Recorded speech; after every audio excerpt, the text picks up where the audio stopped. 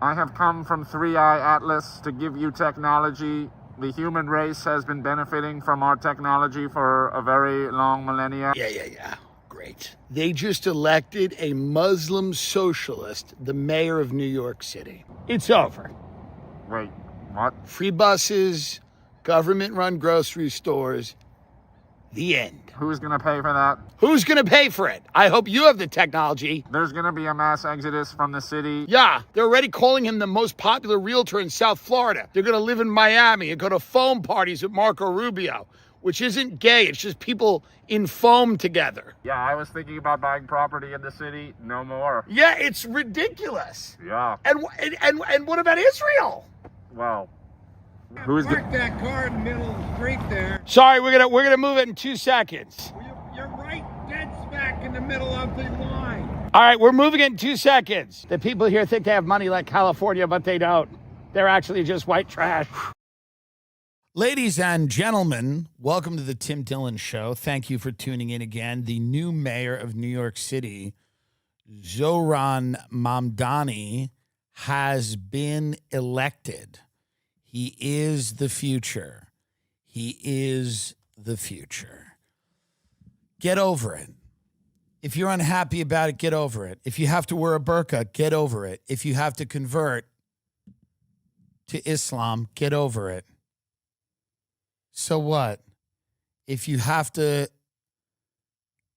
start understanding the faith, so what?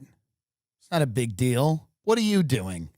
What have you got going on that is better than that? Can I ask you? What do you have going on that is better than converting to Islam? People do it in prison, and a lot of them like it. So what's the big deal? What's the big deal? You don't have time to read the Quran when you're online at Just Salad and you're waiting for them to add a protein to your salad so you can go to your meaningless office job? Go read the Quran. So what? Who cares? What's the big deal? Obviously, he was going to win. This isn't shocking to anybody, and yet people still treat it as such. I get calls from people that were like, I can't believe this is actually happening. This is like Trump. When Trump won, people were calling me going, I can't believe this is actually. And I go, well, it was one of the options. It was like one of the only options. And the thing happened that everyone thought was going to happen. He was a little cringe in his speech because he's like a theater kid. And a lot of these people are theater kids. So there's a moment of his speech. Now, I don't know if you have this, but if you can get up a moment where he goes, Donald Trump, I know you're watching. And I've got 4 words for you. Turn the volume up. And it was just a moment when you could see the theater kid in him. You could see that kind of cringe, you know, that theater kid, like just very unappealing side of him. Hopefully he keeps that at bay. Let's watch it so you can understand what I mean. Because, by the way, this is a departure from what he's usually acted like. He's been kind of composed. This feels a little bit like, it almost felt like he was breaking into song. Like he's like, Donald Trump, hear me now, I will. And you're like, all right, bro, chill the fuck out. Let's watch this. So Donald Trump, since I know you're watching, I have 4 words for you. Turn the volume up.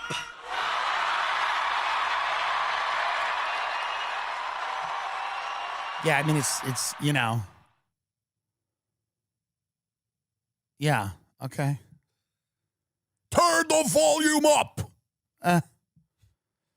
We'll see what happens. Here's my attitude with this guy. There's a lot to not like, but if it doesn't work, I will just leave because I don't care. This is the actual only way to approach I don't care is now not only necessary and appropriate, it is vital to your mental health. I don't care. I don't care. Well, what if he, I don't care. I'll leave. I'll just leave. You can just leave. I don't think he's going to do the things people think he's going to do. I don't think we're going to have rapes on every corner. I hope not. But if we do, if we have a rape on every corner, like a violent rape on every corner, I'll stay for a few months because it'll be interesting, you know? But then eventually I'll be like, another rape? I'm trying to get in my steps. You know what I mean? Like if it's like, wait, another rape? What? I'm trying to go to the Greek place. So if it's going to be a rape on every corner, I'll just go. I'll just skedaddle. But I don't think it will be. But why did he win? Well, obviously, he won because people don't have money. It's pretty simple. People have these lives they plan out from when they're little. I didn't do this. My mother was a schizophrenic, and my father was like in and out of a band. Phenomenal. But we never filled out a college application. That wasn't the thing. I had a typical Long Island ne'er-do-well childhood. There were elements that were good. There were indications that I had certain qualities that might make me successful at some point. But my parents were very busy working, and they didn't really nurture my success. They just didn't really, that wasn't their thing. And again, I'm not blaming them. I'm not like, I'm just saying, because of that upbringing, I expected almost nothing from the world, like literally almost nothing. You know, but there are people out there who really start very early and believe, and I'm not saying they're wrong. I'm just telling you the makeup of this type of person. They do well in school. They do their homework. They get into a good college. They get an internship while they're at college. They work hard at their internship. They then get a good job at a good firm, and they, you know, work their ass off. And those are the people that are finding it increasingly difficult to afford New York City. Those people. The paint by numbers, pin a ribbon on me, I did all of the right things. I have all of the right views. I post all of the right things on social media. I say, you know, the things I'm supposed to say. I don't rock the boat. I am a very nice, albeit forgettable, but you know, I'm a professional face in the crowd. And I deserve more than, and they're right, by the way. They're not wrong. Do I love these people? No. They bore me. I'm bored. I don't hate them. I'm not like, kill them, but they're boring. They're normies. They're boring. They bore me. They're boring. I like people that have more to say, or maybe that they had a different route in life. And a lot of my friends are normies. And I because they're my friends, I'm friends with them. But if they weren't my friends, I wouldn't be friends with them. If I didn't know them for a long time, they would bore me to death. And it's not because it's not their fault. They're just boring. And vapid and surface and dull and pointless, and their lives don't have any meaning, and they infect me with how boring and dull they are, and their concerns are so small and petty. What a waste of a life they live. But I don't dislike them. Do you see? But that is the coalition that Zoran has.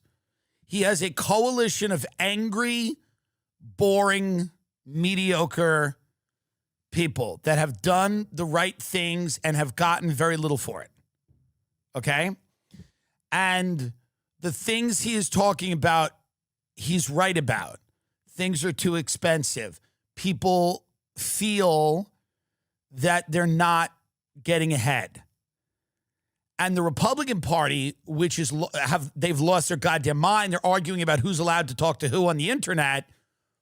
But yet, all the flights are being grounded. The airspace is being closed. We've got a government shutdown. The money is still going out the door so we can invade Venezuela, arm Israel, arm the Ukraine. Or it's a giveaway to Palantir so that Peter Thiel can install surveillance technology in all the cities that rioting is going to happen in 3, 2, 1. I mean, like, it's coming. You can feel it. And that's where the Republican Party is. So the Democratic Party, which swept New Jersey, swept New York, swept Virginia, they're concentrating on things that matter. How to get people more money. That's what, because by the way, that is all they want to do. By the way, that sign that you see at those protests, I could be at brunch right now. That's all they want. Have you tried to have brunch and how much that is? But that's all they want to do. All these people want to do is have brunch. All they want to do is have brunch. I know them. That's all they want to do. And they can't even do that. All they want to do is have brunch. All they want to do is have Nutella stuffed French toast and talk about where they want to go on vacation. Their lives have no meaning. So they need money. They need something to do. Because we've given them the idea, we buy all of these people off. That's how the society works. We buy them off. They don't question anything. They're kind of like perpetual teenagers. These are the 40-year-old women with crushes on like Harry Styles, or they all love Disney. They're all constantly reliving their childhood, and men too, by the way. We buy them off. We pay them so that they can live in their homes and be perpetual, forever children. And they do their meaningless work, and they come home and they cuddle up and they watch Netflix, watch The Summer I Turned Pretty, and they're mad about it. They go, I don't like, why did it end the way it? And that's the lives that we've created in New York City. They're meaningless lives. People used to come to New York City and fail and die. And that might happen again soon. I'm excited. But people used to come to try to be great. You can yell at wealthy people. It's the only reason people live in New York City is to get rich, by the way, even the people that are mad at it. New York City was a city, as A.A. Gill, the great travel writer, R.I.P., said, was built on a lot more failure than success. It was never a nice city. It was culturally important, the most important. You know, it's the greatest city in the world in measured in the impact it's had. The only competitor is London, the only one. LA's never been a competitor. Miami's not a competitor. Nashville and Austin, sorry guys, not competitors. Measured in raw impact, financially, culturally, it's New York. But New York's become the burbs.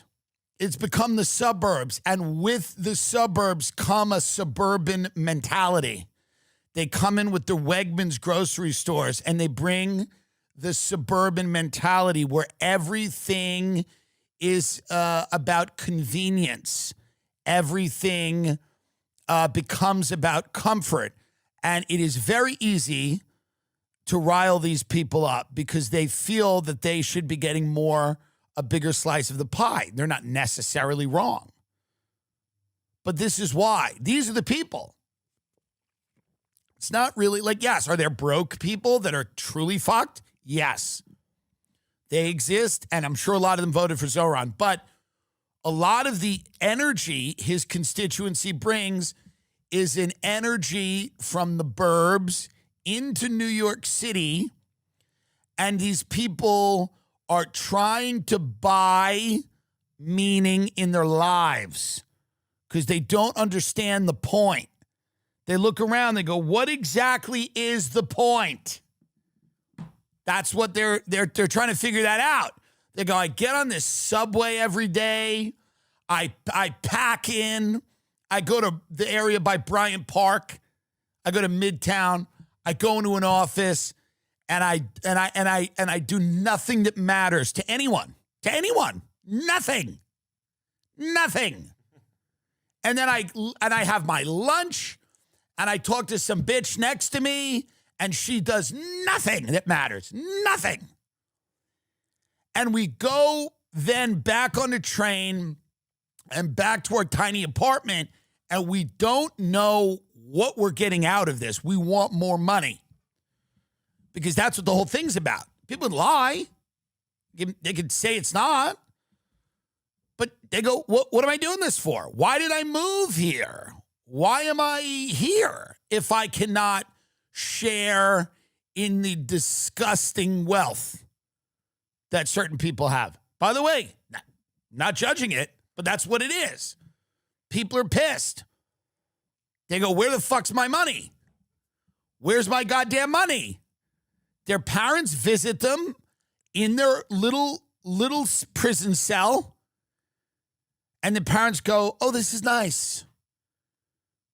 This is nice. And it's a passive-aggressive thing. And again, these are people that have 4-year degrees. Some of them have graduate degrees. They think they're very smart and they're very valuable because someone told them that.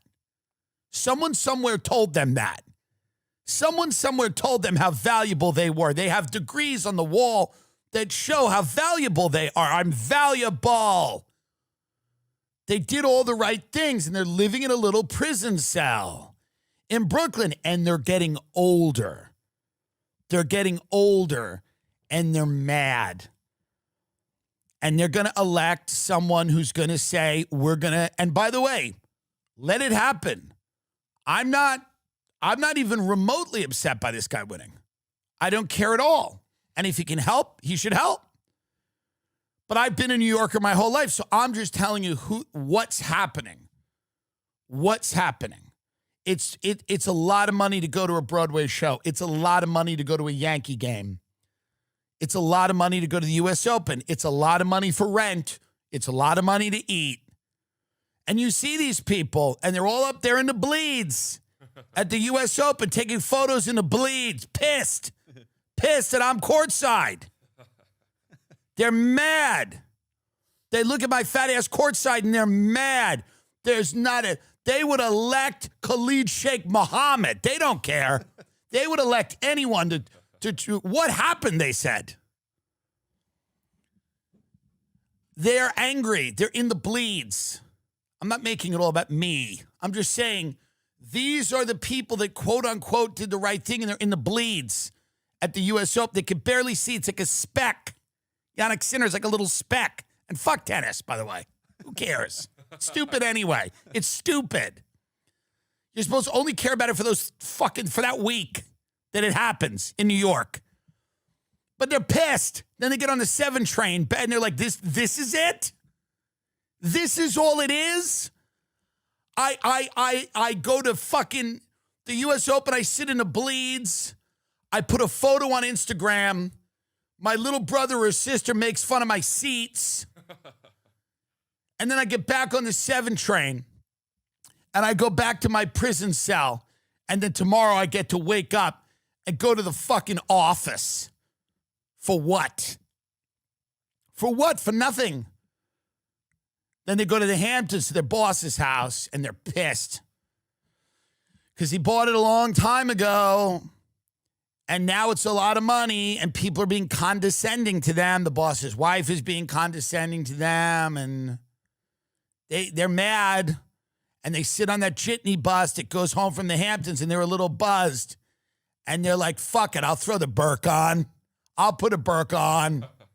I'll put a Burke on, and I'll fly a plane into a building if I have to. I'm going to fly a plane into the building. This is fucked up. They're sitting in Queens U.S. Open traffic in the jitney going, yeah, I was there the other night. I was in a fucking Bleeds. Now I'm coming back from my boss's fucking scumbag Labor Day party in the Hamptons. His cunt wife was demeaning to me and my other worthless friend. I'm a worthless piece of shit. Fuck all these people. Kill them. Take what they got. Kill them. Fly the plane into a building. Get on that plane and fly it into a building. I'm sick of it. That's the energy. That's the energy. 9/11 was nothing if it wasn't cinematic. Okay? Everyone's a star of their own movie in their mind, and a lot of these people's movies suck. What movie is this? Ugh. You're on some Hinge date in some hellish Bushwick bar, trying to sound smarter than you are with nothing. Nothing. And you're mad. You're mad. You go, I can't live like this anymore. You're going to fly a plane into I want to fly a plane into a building. I want to fly a plane into the Pentagon. That might not have happened. It probably was a missile. I want to shoot a missile into the Pentagon and say it was a plane. That's what the smart people say. I want to shoot a missile into the Pentagon and say it's a plane. Your friend goes, why would you do that? Because narratives matter. Jesus, are you listening to me? They're angry, these people. What life is it? People start realizing, now I had comedy. I had a terrible life. I lived in horrible places. I spent time with, with all kinds of, all manner of degenerates. But I was doing one thing. I was trying to do a thing. So, it shielded me from ever evaluating my life. There was no other metric to which I evaluated my life. I was like, oh, I got on that show and I killed on that show. But I lived in a dump. I didn't have a lot of social shit going on, almost none. Okay? I had no money. I wasn't in a thrilling relationship. Okay? I wasn't walking into my apartment and some guy with a huge dick was just hitting me in the head with it. I was just trying to get by doing one thing and one thing well. And I accepted the uncertainty and hellishness of that. This group will not.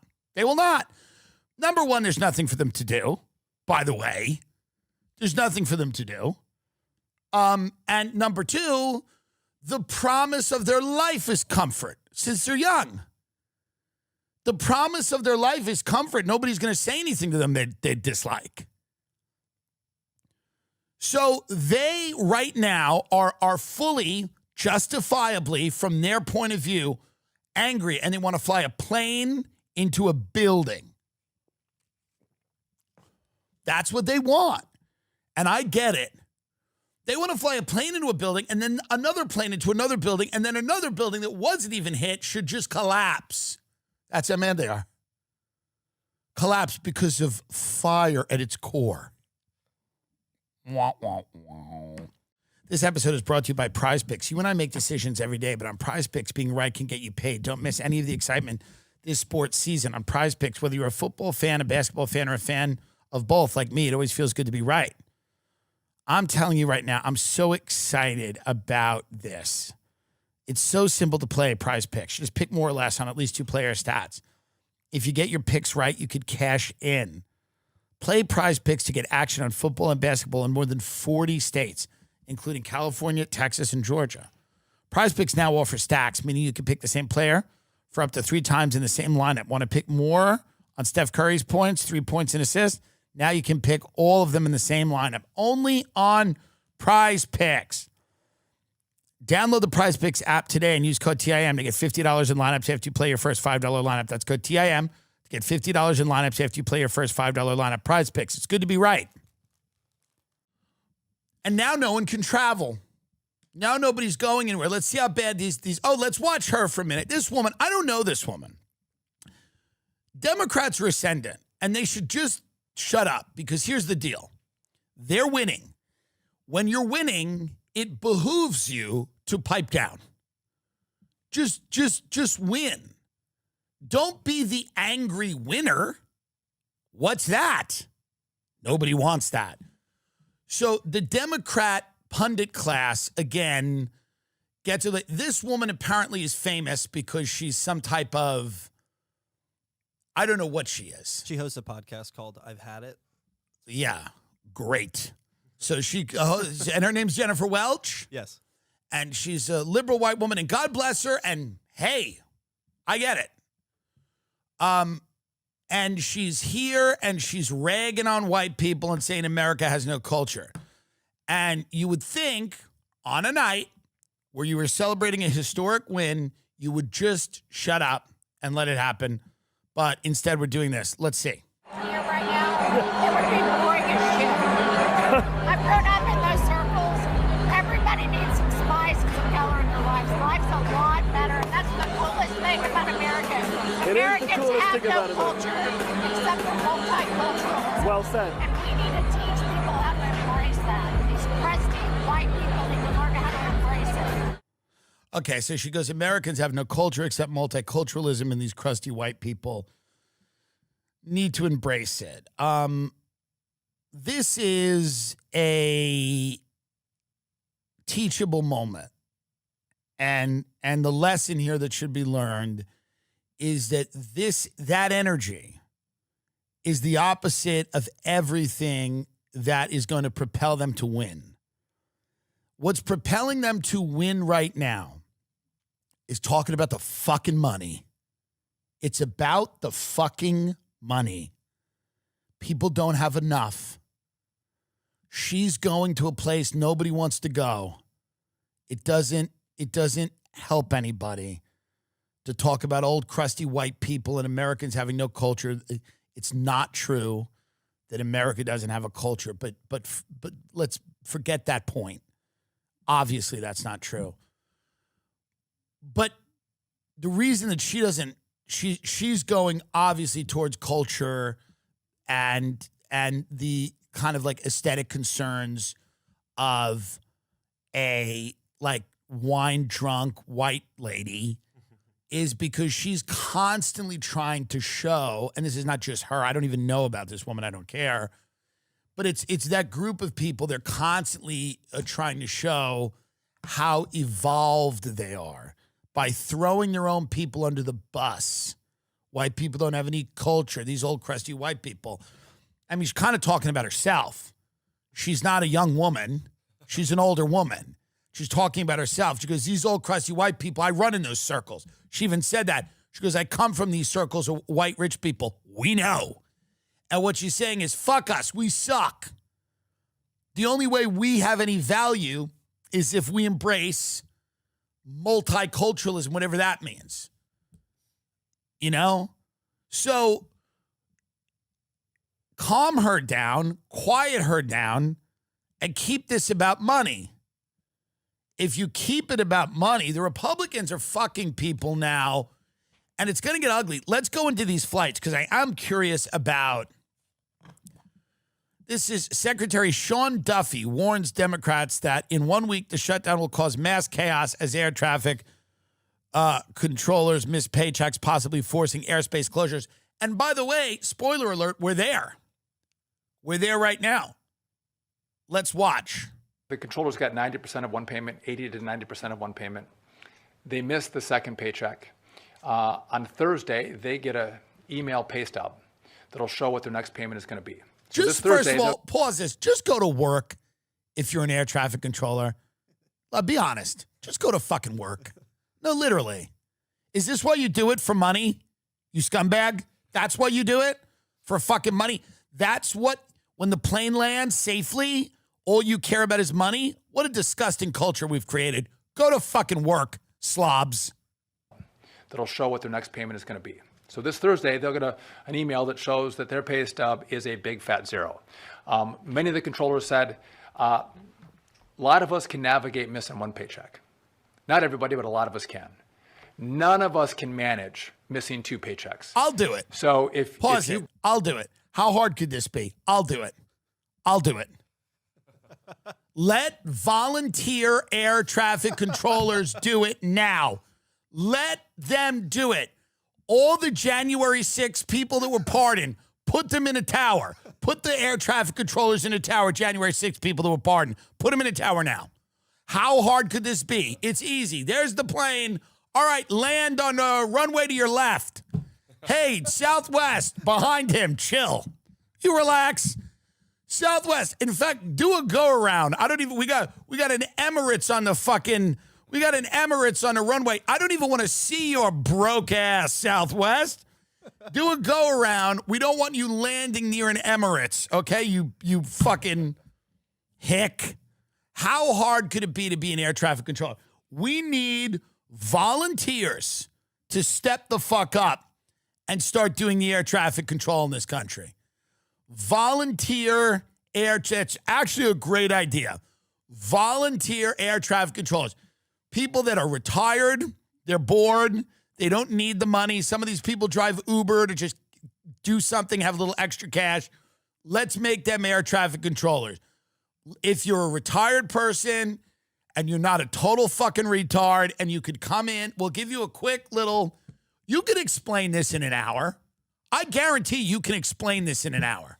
It's not that complicated. The whole thing is just you're in the tower and you see the planes. Yeah. Be a plane and I'll be a person in the tower. Hello, LaGuardia. Air traffic control, this is Spirit 729. We are coming in for landing. Are we good to go? You're good to go. It's Spirit 729. Just do your thing. Don't fuck up. Don't fuck up. Do your thing. Okay. I mean, here's the thing. Maybe we're at a point where pilots need too much help. That's the other thing. Like maybe we're at that level where it's like, what is this? Yeah, there's a runway. Put the plane on the runway and then get out of here. I mean, what do these bums need? And TSA, they're not showing up. No one's showing up because apparently it's all about money to these people. They don't care. Father and son stung to death by hornets while on a ziplining vacation in Laos. This is a very sad story, and it makes me very happy that my father never really took me on any vacations where we did any thing that was about physical exertion.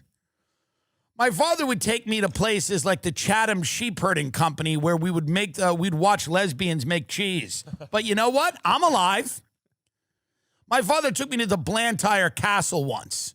The Blantyre was a castle in Massachusetts. It was a Relais and Chateau property. Many of the people here are, probably don't know what it is. No offense. But it probably closed. But it was a really nice place. I like to go see rich things when I was young. And they didn't really even let children at the Blantyre. See if the Blantyre is still there. Lenox, Massachusetts. They didn't even like children at the Blantyre. But my father was like, he's not a regular kid. He's not going to want to run around. He just wants to see this castle, and he just don't let the souffle fall before it gets to the table. He hates that. I don't know where to take him. Just please let me take this faggot to your castle. He wants to go. He wants to go to this castle. He doesn't want to go to Disney World. Look at this. And because he had a friend in Massachusetts and we visited them and then we went to this cat. I wanted to see the castle. I wanted to see, because I knew that I had to direct my family. Because my mother and father took me to a place once called the Enchanted Forest. This was like an amusement park in Canada. Look this up. I guarantee you they were trying to human traffic me. I guarantee you that's what they were trying to do, because no one's even heard of this. It was like in Canada. Look how creepy this park is, by the way, if you can get this up. Yeah, here it is. They took me to this. I wanted to go to Disney World. They took me to this Satan festival in the park. Okay? This is a real thing. Look how creepy this is. They took me to this. they took me to this. It was like this bootleg weird park, okay? And I guarantee you they were, this was like a vacation. So I had to start asking and telling my parents where I wanted to go. I would look up, things like I would read, and there would be a mention, like I'd read the New York magazine or something, and there'd be a mention of a place, and they'd be like, blank, blank, met at the Blantyre or met at wherever. And then I would tell my parents, because we didn't have the internet back then, I'd go, hey, can we go to this? I know you're both white trash, but I'd like to go to this. So occasionally they would take me to one of these places, and they would go like, and then they would walk in, and my mother would walk in with like a Mickey sweater on, and my father would walk in, and I was so deeply ashamed of them, so deeply ashamed of them, so deeply ashamed of them. And I would walk in behind them, and I would look probably good. I had like a kind of an air to me. And I remember once, one of the best times ever when I was a little kid, I was sitting in this we were having lunch in this castle, the Blantyre. And a woman walked in and she said, where is Maurice? And the guy went, oh, Maurice is out today. She goes, I've planned the whole thing with Maurice. I've planned this entire thing with Maurice. He goes, no, everything's going to be exactly as you had it planned, but he's just not in today. And then the woman went, call him. Call him. And he goes, oh, well, it's his day off. And the woman goes, call Maurice. And me and my father thought that was hilarious because, number one, when you're poor, like I was and my father was, nothing's better than seeing another poor person abused. That is the greatest feeling in life. If you have a day off from getting abused, seeing another loser get abused is great. Number two, I immediately knew that I wanted to be in a place like that because I found it it was a moment of beauty to me. Everyone says that movie Rudy is really inspiring, which I get. But to me, that was very inspiring when she said, call Maurice. Call Maurice. Where the fuck is he? It's the day of the event. Where is he? I've planned the whole thing with him. And I found that really inspiring. I said, that's kind of a beautiful moment there between different types of people and everyone doing, and it was kind of beautiful. Now, of course, the commies in the audience get mad at that because they think they should be the one planning the event. Sorry. But there was something beautiful there about that woman. I knew immediately that woman wasn't happier than the waiter. She wasn't, her life wasn't necessarily better because she had more money.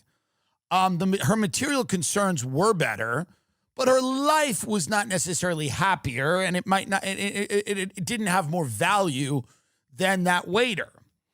But in that moment, I understood that this woman, for whatever reason, she just wanted Maurice. She didn't care about anything else. It was a level of focus as a child my family's never had. My family never had any focus. My mother and father would try, my dad would be like, we're going to jog every morning. I'd say, okay, we do it one time.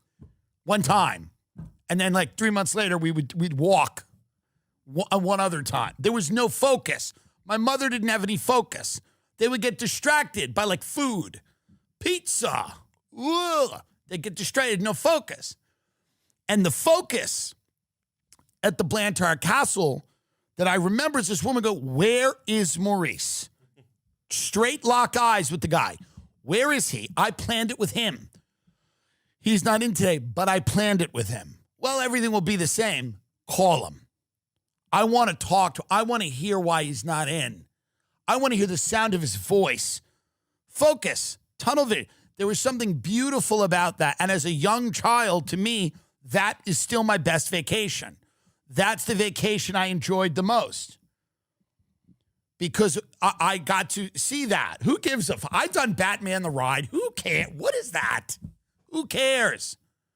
Okay?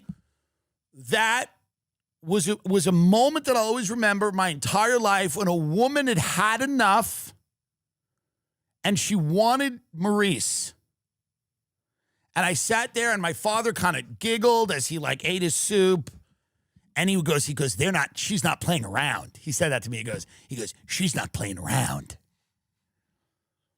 And even he knew that she wasn't fucking around. You know? And my father, one thing that I've always been proud about of my father is that he never pretended that our family unit was something it wasn't. He always was like, listen, those people are in that part of the world because they're not slobs. We are disgusting and lazy, slovenly bums. That's my family. That's a photo of everyone in my family right there with a cane and a top hat because we're Irish. And the Irish are just to talk and to bullshit and to make jokes, okay? There's other groups of people that have it more together. Who knows who they are? Arabs and Jews, perhaps. Chinese. Those are guesses. According to the National Institutes of Health, as many as 30 million men in the U.S. experience ED. It's more common than a bad night's sleep. The good news, HIMSS makes getting access to treatment simple so you can feel like yourself again without the stress or awkwardness. Through HIMSS, you can access personalized prescription treatment options for ED like hard mints and Sex RX plus Climax control if prescribed. HIMSS offers access to ED treatment options ranging from trusted generics that cost 95% less than brand names to hard mints if prescribed. Think of HIMSS as your digital front door that gets you back to your old self with a simple 100% online access to trusted treatments for ED and more all in one place. To get simple online access to personalized, affordable care for ED, hair loss, weight loss, and more, visit HIMSS.com/TIM. That's HIMSS.com/TIM for your free online visit. HIMSS.com/TIM. Actual the price will depend on product and subscription plan. Future products include compounded drug products, which the FDA does not approve or verify for safety, effectiveness, or quality. Prescription required. See website for details, restrictions, important safety information. Morgan & Morgan is my favorite law firm. It's America's largest personal injury law firm. Their fee is free unless they win. So, I mean, they're really getting the best settlements for their clients for over 35 years. They've been fighting for the people just like you and me. They've gotten more than 1,000 lawyers and 100 offices nationwide. Hiring Morgan & Morgan is like hiring an army that has your back. If you're injured by someone else's negligence, you deserve to be paid. And here's the truth. Not all law firms are the same. Hire the wrong one and you may be beat before you even start. If you're ever injured, you could check out Morgan & Morgan. Their fee is free unless they win. For more information, go to forthepeople.com/TIM. That's forthepeople.com/Tim. This is a paid advertisement.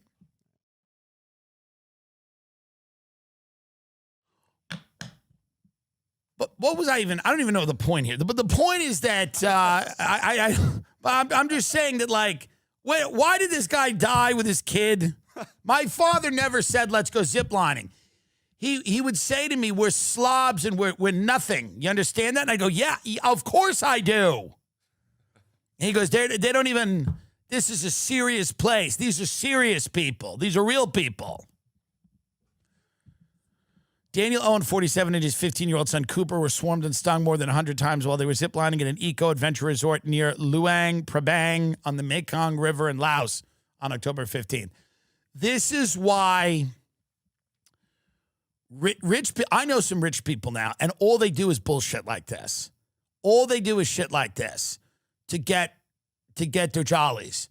They do very dangerous stuff. They sail around the world. Some of them fight in the Ukraine war. Whatever it is, they are bored. So they're always doing death-defying stunts. And now, here's the great thing about what Trump's done to the country. Now a death-defying stunt is just sitting on a Delta flight on a runway, waiting and hoping. You don't have to go to Laos, okay? You don't have to get stung by a bunch of bees. You just pray, hope and pray while you're sitting on a runway that your flight is not launched into another United plane because everybody's exhausted and tired and they've had enough, which is why we need volunteer air traffic controllers to come in and So can we play some of this Kristi Noem repost disturbing AI-generated music video about self-deportation? This is the Homeland Security, by the way. And by the way, Kesh Patel defending his girlfriend, going, she's actually a great singer. We're going to go to that, too. The administration is a reality show. That's what it was designed to be. And the reason it's designed to be that is because behind the scenes, they are plotting, I believe, to destroy the world. But let's see, Kristi Noem. Stop it for a minute. Does this seem like a serious government? I'm just asking here. Does this seem like a serious government? Does it seem like these people are serious, capable people that are figuring out ways to, or does this seem kind of like a joke? Does it feel a little bit like you're being trolled by these people? It does feel a little bit like that. Go to Kesh Patel's tweet about his girlfriend and how she's such a great singer. And he's sick of people making fun of her. And I mean, obviously she's not dating Kesh Patel for any other reason other than the fact that she's getting something out of it. I don't know what that is. I'm all for transactional relationships. I'd prefer, to not date people that are, potential spies, but who knows? We don't know. Maybe she's not.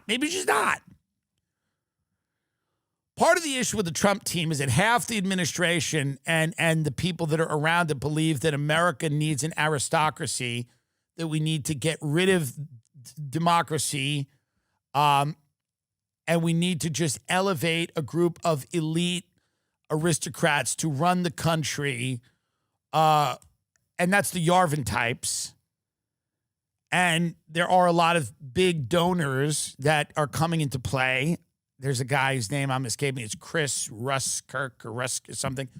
And Bannon, who's kind of on the other side, is going, I hate this tech oligarchy. I hate them. And I don't want anything to do with them, and they scare me. But they have all the money. So half of the Trump administration is people that are genuinely going, what can we do to tank the economy, crater it, and then build it back our way? How do we usher in a surveillance state that's more draconian even than the one we have now?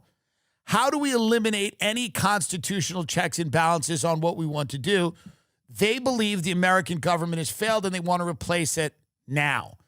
That's a lot of the tech people that are in Washington, D.C.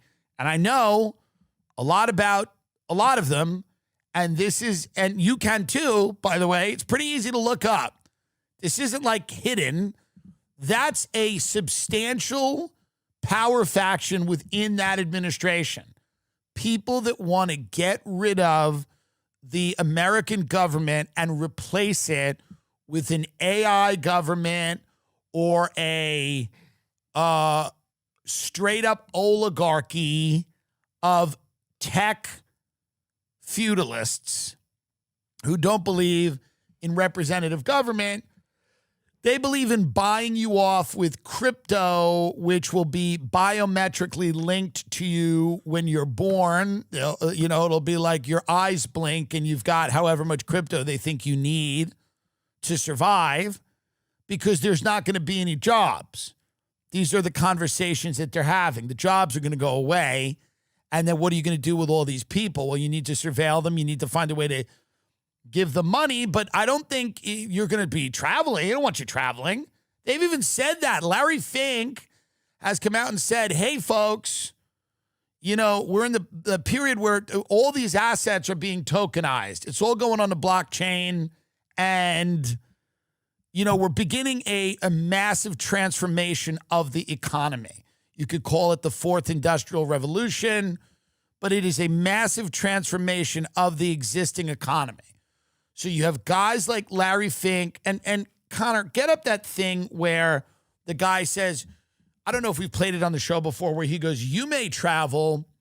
If you're a rich person, you may travel, but if you're a poor person, you might travel from your house. You might put on some VR goggles, sit on your couch, and that's how you're going to travel. So all of this chaos is ultimately good for that contingent of people in Washington, D.C. and Silicon Valley and other places as well. One of these big donors is from Ohio, and they want you to sit in your house. They don't want you on a plane.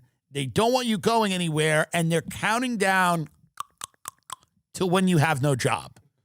And they're trying to figure out how to keep you from storming the fucking federal court or the governor's mansion or whatever when you have nothing. This is all, none of this is like some wacky conspiracy far out thing. This is generally meetings behind closed doors in Washington, D.C., people going, what do we do with them? Let's watch this.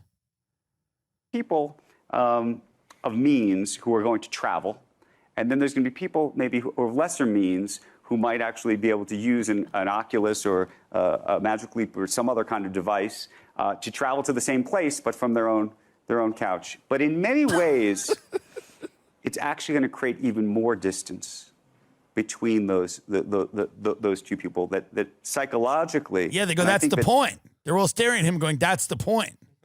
That's the point." He goes, now in many ways that will create actually more distance. And then there's four people, if you're listening to this, there's four people at the World Economic Forum staring at him going, right. It's like a doctor going, so now if you take this Ozempic, you might lose weight. They go, right. Doctor, that's why we're doing that. So these four people are staring at, who is this? Andrew Ross Sorkin? Yeah. Yeah. So there's four people that are staring at him, and he's like, actually, and this is how out of it the journalists are, by the way. He's like, so now the guy, they might be traveling to the same place. One of them has an Oculus, and they're sitting on their couch, and one of them's actually going, and that's actually going to create more distance. Of course it is. Why are you even saying it like it's a shock? One guy's on his couch. Of course it is. He's like that. So if you're in Stad skiing and there's a guy on his couch thinking he's skiing, you're actually living two different lives. Yes, Andrew, that is the point. That is all we've ever cared about. All these people, they're so close to getting what they've actually always wanted, which is that you're happy to just live in Netflix. That's all they want, by the way. All they want is you to live in Netflix. Look at me. I'm in Breaking Bad. I'm Walter White. That's all they want. Once they allow you to live in a complete reality that they've created, they get the world. They don't have to see your face anymore. That's that woman from that cast. I want to speak to Maurice. Well, I've planned it all with Maurice. Call him. Call Maurice. But that's what they're looking to do. Back to Kash Patel here. Kash Patel, okay, this is the director of the FBI. And I know, like, Candace covered this. I was actually on the phone with her. I talked about this. The disgustingly baseless attacks against Alexis, a true patriot, and the woman I'm proud to call my partner in life are beyond pathetic. She is a rock-solid conservative and a country music sensation who has done more for this nation than most will in 10 lifetimes. By the way, how could that even possibly be true? But go on. I'm so blessed she's in my life. Can we get any of her music up, or will we get a copyright strike from the FBI? If we play Kash Patel's girlfriend's country music, will we get a copyright strike from the feds? Because I'm curious, by the way, if she's a country music sensation, I would just like to know that. I would like to know that. I'd like to be... I think if we just play a little bit, it'll be okay. Okay.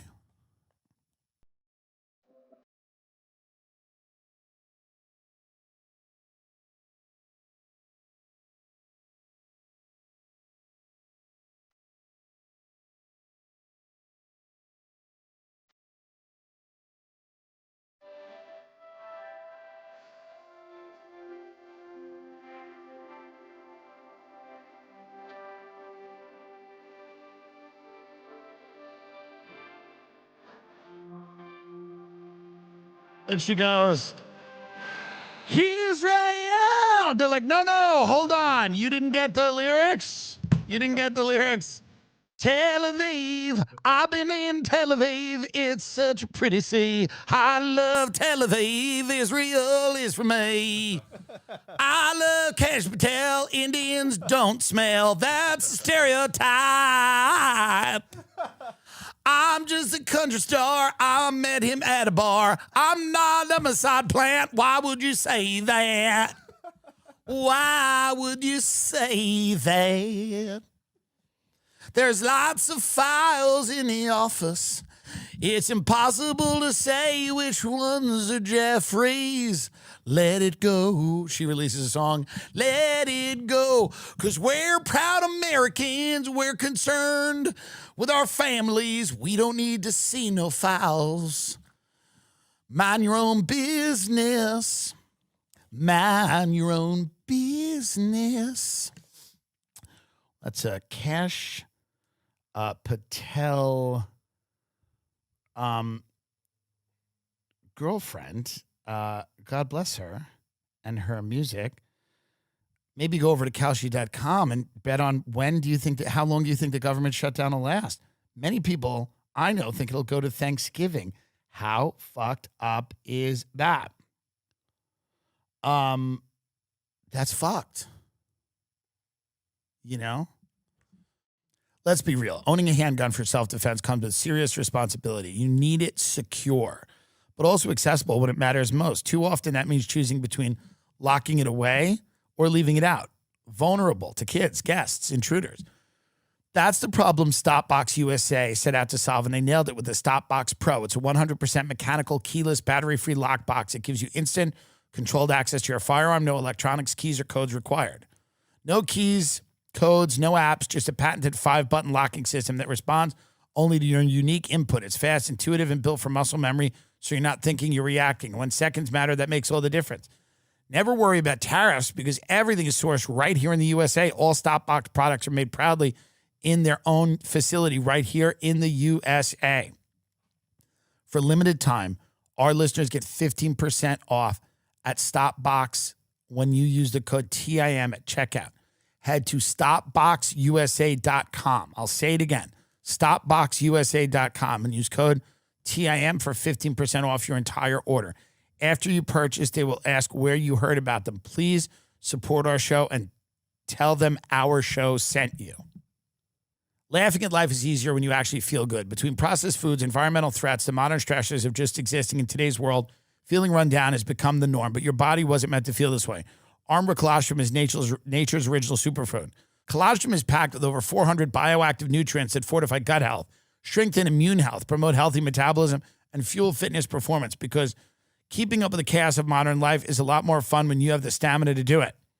We've worked out a special offer for my audience. Receive 30% off your first subscription order. Go to armor.com/Tim or enter TIM to get 30% off your first subscription order. That's ARMRA.com/TIM.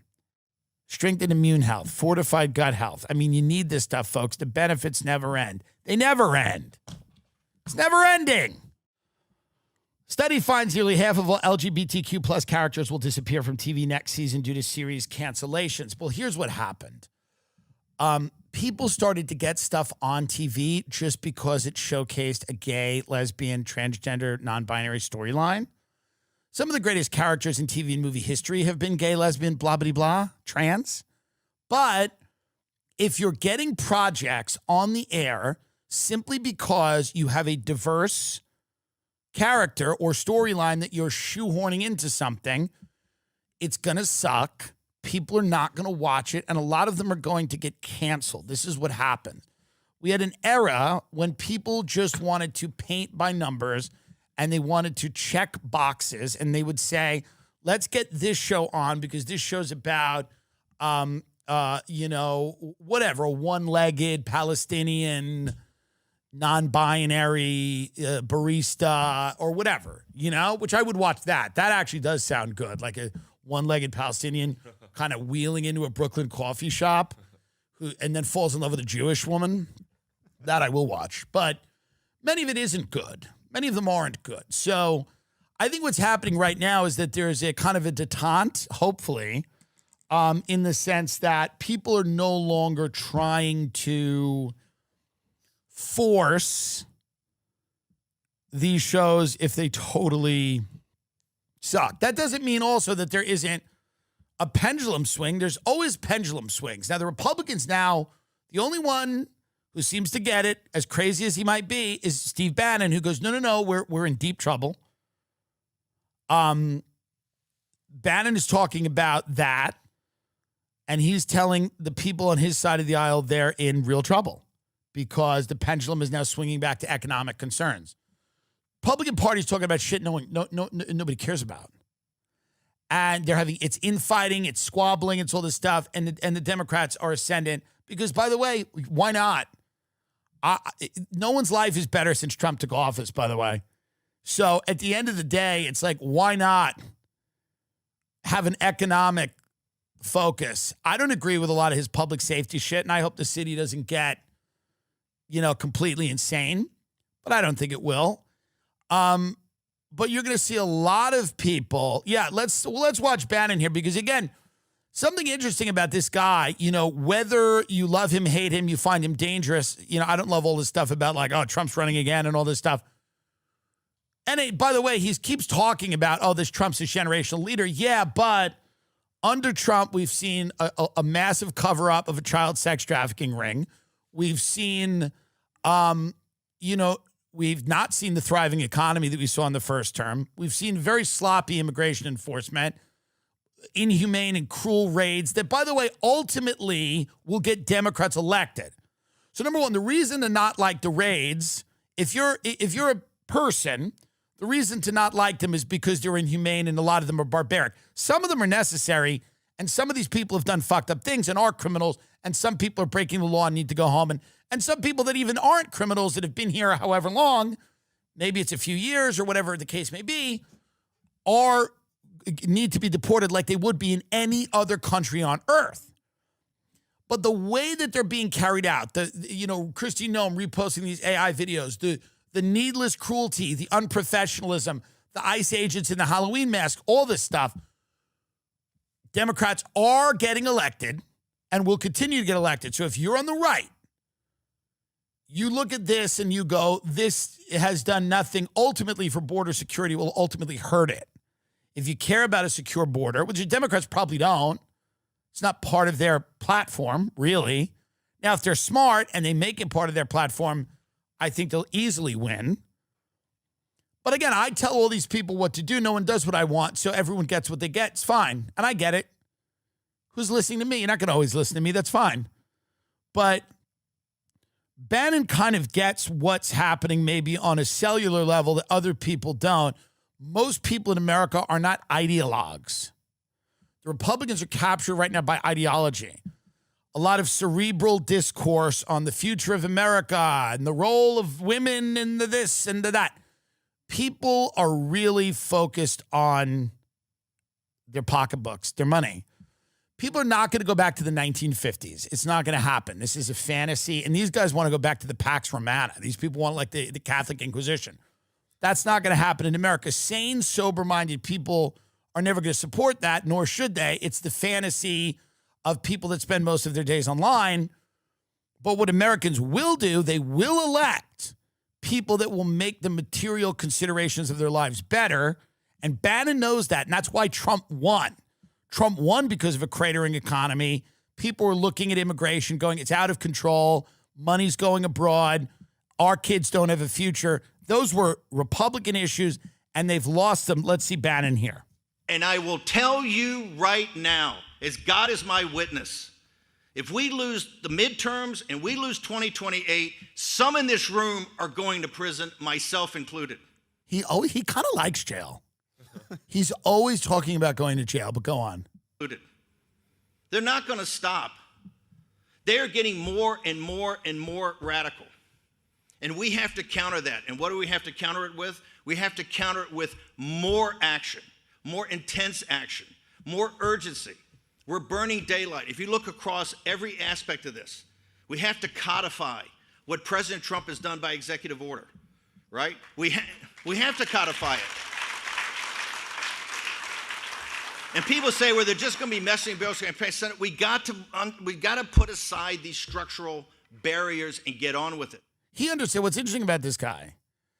He understands that, and again, you could love him or hate him, and I don't hate him, but I think he's like, he's a force he's like a chaos. He's a force of chaos, but he's very interesting to listen to. And I had him on the show. I interviewed him.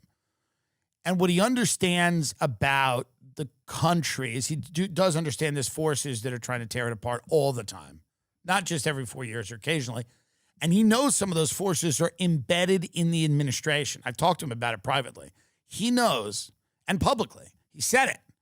He knows that a lot of forces in and around the administration are trying to steer it into a techno utopian society where the rights of an American citizen are essentially meaningless.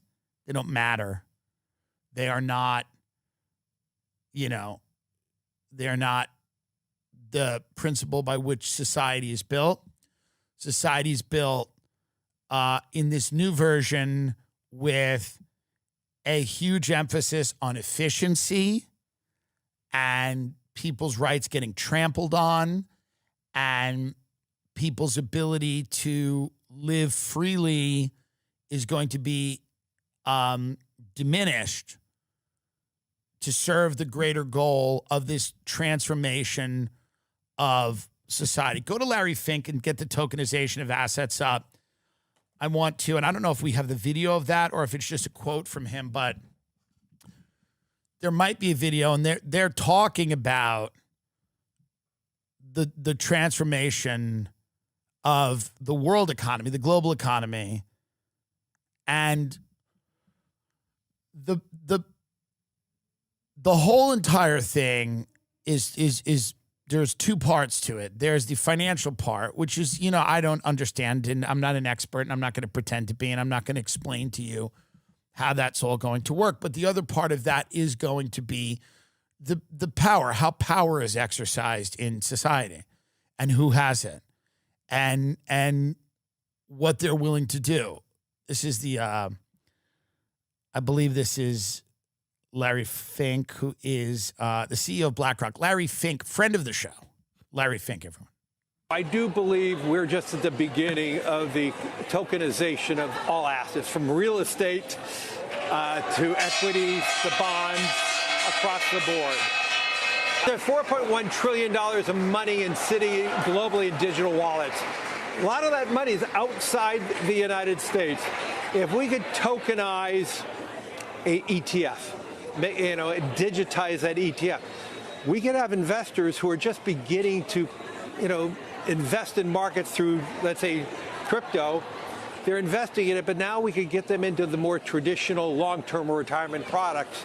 So we look at that as the next wave of opportunity for BlackRock over the next tens of years as we start moving away from traditional financial assets by repotting them in a digital manner and then having people stay in that digital ecosystem. Right.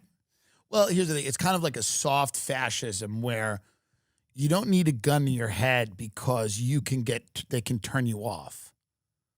So you can get put in jail for a social media post. They can turn the money supply off that you have. They have a digital ID. They can mandate, if it's a vaccination or if it's a carbon passport and allow you to travel. They're gearing up for the next phase, which will be I've always said it will be climate related. And I still think that's a huge part of it, where they will kind of limit travel. They will talk about carbon emissions. They're doing this all over the world. They took a little bit, and I think part of the immigration, the reason that they've flooded societies with immigration, number one, you can look at, obviously, it's people like Angela Merkel that just want to be, Time Magazine's Person of the Year, and people want to, seem like they're on the right side and all of that. But one of the reasons that they have made and will continue to make societies more chaotic is because the more chaos that's present in a society, the easier it's going to be to get people to accept the next phase of what's coming. That's pretty obvious. So if you know all of your neighbors and you all work and have a great life and are thriving and you're all looking out for each other, and by the way, you're not all the same race or religion, but there's a shared understanding of the values that you all have, and you're living in a community. And by the way, I'm now describing communities you have to be a multimillionaire to live in, by the way. Those regular Gilmore Girls American communities that everybody dreamed about, those communities now are places like the Hamptons, Sag Harbor, or whatever, these little cute towns in Westchester, New York, or somewhere in the South. And, but these are expensive. And the very basic things that I'm talking about are now, they cost an arm and a leg. And most people are priced out of that. So most people are living in very large cities or, kind of urban areas. They don't really know anybody. And that's fun when you're young and fun if you're old and rich, but less fun if you're middle-aged and you don't have a ton of money. It's less fun to live in a box in Brooklyn, the first 20 minutes of the episode. But then you look around at the surrounding suburbs, and a lot of them have been completely destroyed. So the reason that you would do that and you wouldn't care about the culture of a country is if you were about to completely rebuild it from the ground up, completely restructure it. If you wanted less hurdles to that, you'd make people poor, you'd make them broke, you would make their communities they wouldn't be desirable places to live. You would flood the country with different groups of people who didn't have a lot in common, so that all of those people could never get together and oppose the things you want to do.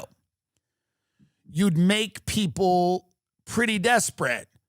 You'd get rid of education standards. You would, hollow out people's financial standing. They wouldn't be able to retire. Obviously, we've had a broken healthcare system forever. All of that would be done wittingly or unwittingly, but it unwittingly seems odd. It's a hell of a coincidence that all of this has happened, and now the next phase will be every single problem that I just described. The solution is going to be participation in the next phase. And if you resist, you'll be able to resist. They're not going to come and show up to your house and put guns in your face yet, but you're just not going to get any of the things. So all of the things and the goodies and the creature comforts that you may want are going to come with a price. And the price is going to be, you're going to now get on the grid in a serious, major way. And if you refuse that, you can go live in a failing town that's infrastructure is crumbling that we put no money into. But if you want to live in the city, the 15-minute city where you can walk and get stuff, and you want a little job and it's a part-time job, you got to do the things. You got to get the digital ID. You got to, you're going to have to, submit to all these background checks and mental health scans and everything like that to make sure that you are not any type of problem. That's coming, and we can see it. And there's two phases of that. There's many phases, but the main two are the transformation of the economy and then the transformation of the political and cultural environment. And there are elements of the Trump administration and elements of their donors and funders that are pushing this to an unbelievable degree. And they want it to happen now. They want it to happen now. They want the rollout to start sooner. And if J.D. Vance wants a political future, he's going to have to come out and either distance himself from these people or talk about what exactly his vision is. He's going to have to break with Trump on some things. And because the people that I'm talking about, and we all know who they are, obviously, it's companies like Palantir, but it's not only them, by the way. It's not only them. There's a lot of companies, and there's a lot of donors that believe this stuff too. And they're connected to Trump, and some of them helped him win. So this is where we're at right now. And if you think I'm wrong, you could say I'm wrong. I'm not wrong. I mean, okay. Hopefully I'm wrong. I'd love to be wrong. I'd love to go, well, I was wrong about that.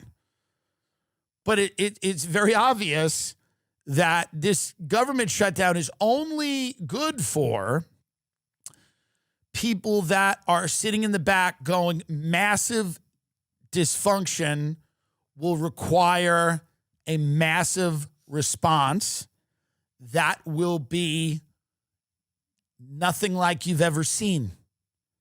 It will be different than anything that's come before. And there are elements of that community, the tech community, the big money donors that believe there needs to be an aristocracy, that the American government is kind of an outdated, archaic, broken thing, and that it needs to be replaced, and people don't care about democracy. They just want food, shelter, housing, things. That's all they want. That's all they care about. They don't want rights. They don't want the freedom to say things or do things. They just want a standard of living. And if you give them that, they're going to be okay with it. They'll be okay with everything you do. They're not going to ask too many questions. So I never went down a zip line with my father in Laos. I never did it. I never did it. I never did it. But from a very young age, I made my parents take me on the types of vacations where I could observe the types of people that I met later in life that I'm talking about right now on this show. Hopefully, in another dimension, that poor kid who died is going to be an expert on zip lines or bugs or Laos or rivers or something or anti-venom. Because I became an expert because my father took me to a castle and a woman said, I've planned everything with Maurice. And call him. And by the way, the people in D.C. have planned everything with Maurice. And they're calling him right now. Good luck.